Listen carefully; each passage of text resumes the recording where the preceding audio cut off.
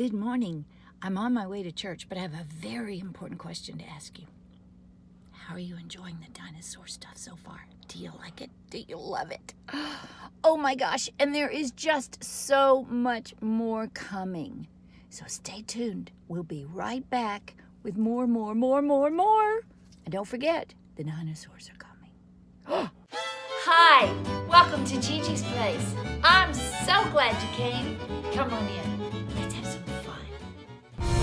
Today on In Grace, we're going to dig dinosaurs. And the femur weighs, in its petrified state, 450 pounds. And that was the beginning. That's the first discovery, but that's a major discovery. People that do this all the time, people that are with universities and paleontologists, to find that is probably a discovery of a lifetime. And you found it, your first try, led by a little girl. Led by a little girl. Wouldn't you think there's God involved in this a little bit? Yes, God is involved in this because now at this one site, we've discovered 19 dinosaurs. One of them, a big Camarasaurus, 60 feet long. Wow. And then we've discovered a Patasaurus, almost as long, Allosaurus, Stegosaurus, and Kylosaurus, the dinosaur with a big ball on his tail. And it's been astounding. Stegosaurus. Fascinating animals. And your museum has found one. Stegosaurus is one of my favorite dinosaurs for various reasons. Number one, he was the Johnny Appleseed. He had no molars, so he would eat the ripening fruit and vegetation, and the seeds would still be intact. And he would just swallow it whole. Like kids swallow pizza. I've heard you say that. Kids swallow pizza, and I've seen that. Oh, yes. They don't chew it. And you have a huge vat, compost vat, and these plates are quite well done, but actually the real plates are corrugated somewhat.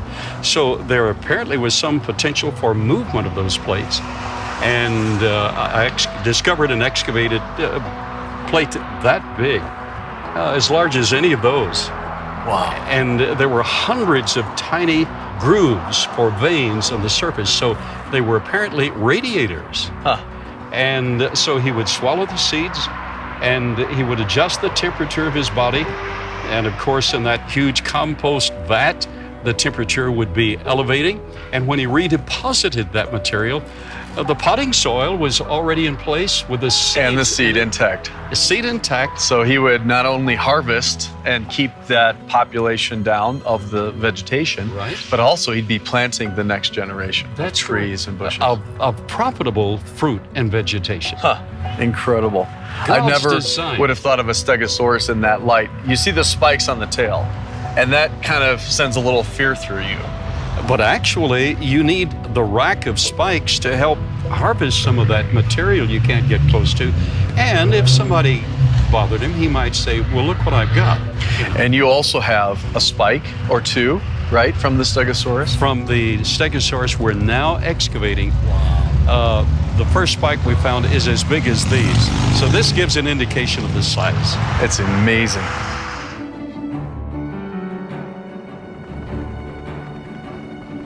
In Texas, you're on the Paluxy River, and there are, and I've seen it in the drought years, and you've had a drought year this year, there's dinosaur footprints all over the place, and there's human footprints in that same rock. You are precisely correct. And that's the jugular vein.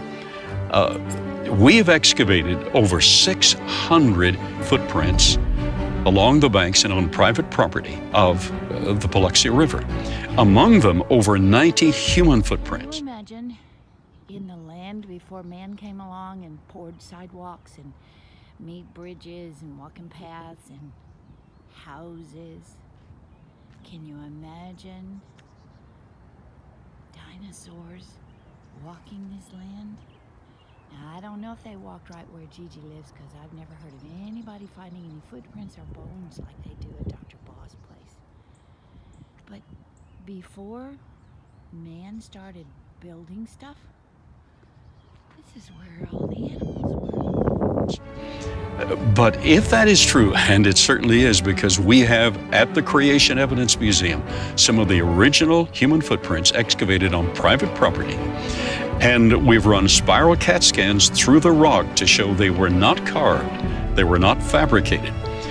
Leading evolutionary scholars such as Stephen Jay Gould, Niles Eldredge, the world's leading evolutionary atheist of this generation, Richard Dawkins, those men visited the museum when we were just a log cabin, and they had published in the technical and popular literature that if we could prove, if we could demonstrate that man and dinosaur lived contemporaneously, their words were, that would blow evolution out of the waters. And it does. But when they came, Stephen Jay Gould and Richard Dawkins came at the same time, when they saw the evidence, they couldn't controvert it. So they just said, impossible, and walked away. And even though they will not listen, because their hearts and minds are hardened, if man and dinosaur lived contemporaneously, creation is true. There is a God. We must give an account to that God. So their minds are disposed completely against it. But someone's listening. Someone is watching this telecast at this very moment. Someone who needs this information. As I walk in my little neighborhood park, he leads me beside still waters. It's a beautiful morning. It's cloudy, overcast, and about to rain. Look at those clouds. How can you not believe in a creator? I'm trying to find him. Here he is.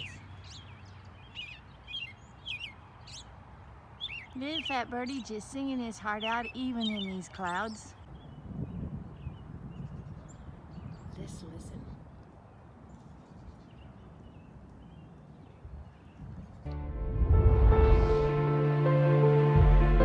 This looks like a pretty ferocious dinosaur, Dr. Ball. Well, if he were starving, he would be. So would my neighbor's dog if he were starving. And if we were starving, we might be a little aggressive. So we know in the original creation, before sin, there wasn't any fear of the animals. And we know that that will be in the millennium and beyond. But after sin, before the flood, there was increasing violence. Would man have been in fear of these, or could these have attacked, or did you think these attacked man? And what was that like? Well, I wasn't there, but I have a pretty good idea. I'm sorry if I inferred you were. No. I'd like to have been there, but I'd like to have been on the redemption side of Noah's family. Very good question, very good question. And we can infer certain answers. First of all, from Scripture, there are answers in that rather than man being afraid of them, the fear and dread of man was placed upon them after the fall. But man taught violence. The earth was filled with violence through them, through man. In the pre-flood world, there was no need for them to scavenge for food.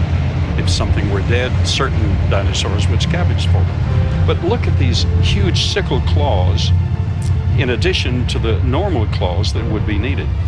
Those are not for ripping us apart, but for cutting canes and grasses. His teeth have serrations for eating, masticating these canes and grasses with tough fibers. So even T-Rex, unless he stepped on you, would probably not be an offense to mankind.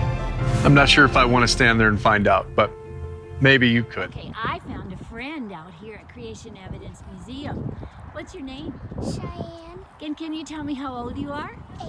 8. And do you like dinosaurs? Yes. What's your favorite one? The T-Rex.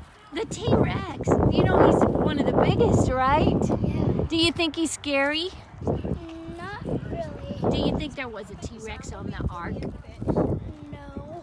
Oh, I think there probably was, but it was a little one. Maybe not a baby, but maybe an older one. Babies need Maybe a moms, right?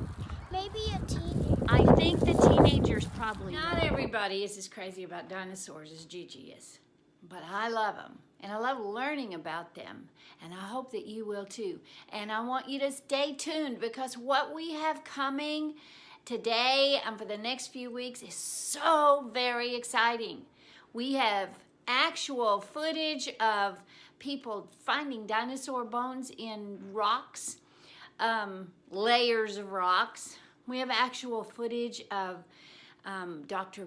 Carl Baugh teaching about the dinosaurs. We have pictures of little tiny people standing next to great big dinosaur bones. And we have interviews with people who have found these dinosaur bones on their own property. Stay tuned. You don't want to miss a bit of it. Is it on? Are we on? Are we on? Are we on? Okay. Thanks for watching. See you next time on Gigi's Place. Bye.